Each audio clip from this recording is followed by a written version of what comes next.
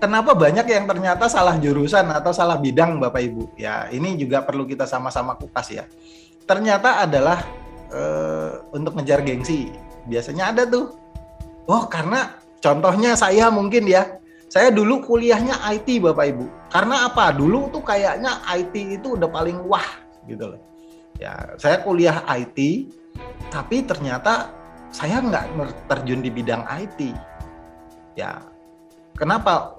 Waktu itu justru kayaknya gengsi IT itu kan heboh, bahkan sampai sekarang sebenarnya masih berjalan gitu loh, teknologi digital dan lain sebagainya.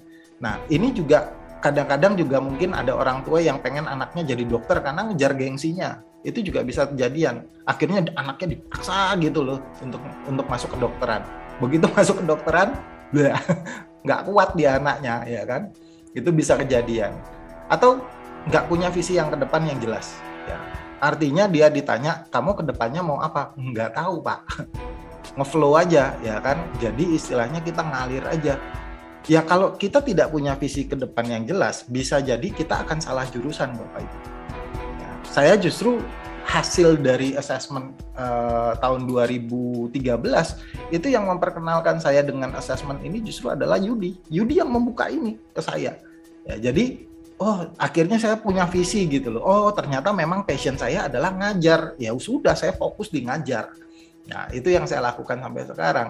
Nah Bapak Ibu nanti juga mudah-mudahan dari hasil malam hari ini akhirnya juga bisa punya visi ke depan. Oh saya bagusnya kemana sih, ya kan? Nah ini juga sama pengaruh teman atau keluarga. Ya jadi pengaruh teman atau keluarga juga ini penting. Saya pernah pengalaman Bapak Ibu karena orang tuanya ini dokter, bapaknya dokter, dia maksain anaknya ini jadi dokter juga. Ya, yang nggak salah sih, tapi waktu hasil asesmennya keluar ternyata anaknya yang ini nggak cukup luwes waktu menangani manusia. Jadi orangnya sadisan gitu loh.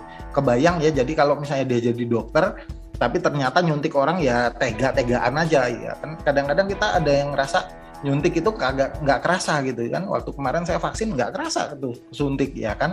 Nah kenapa? Karena ternyata ada orang-orang yang punya bakatnya di situ gitu loh. Nah jadi kadang-kadang pengaruh teman dan atau keluarga juga bisa pengaruh pada jurusan, atau mungkin pacarnya kuliah di situ akhirnya ngejar ke sana, fakultasnya bodoh amat ya kan, itu juga bisa. Ya kalau di pekerjaan gimana Pak? Ya kadang-kadang karena yang terakhir nih asal terima aja lah ya kan. Banyak juga yang istilahnya kerja, ya sudah saya kerja aja dulu ya kan, malu lah kalau nggak kerja ya. Nah jadi kadang-kadang ini Bapak Ibu kita melihat kenapa banyak orang yang salah pilih jurusan ataupun salah pilih bidang gitu ya. Nah ini adalah gambarannya.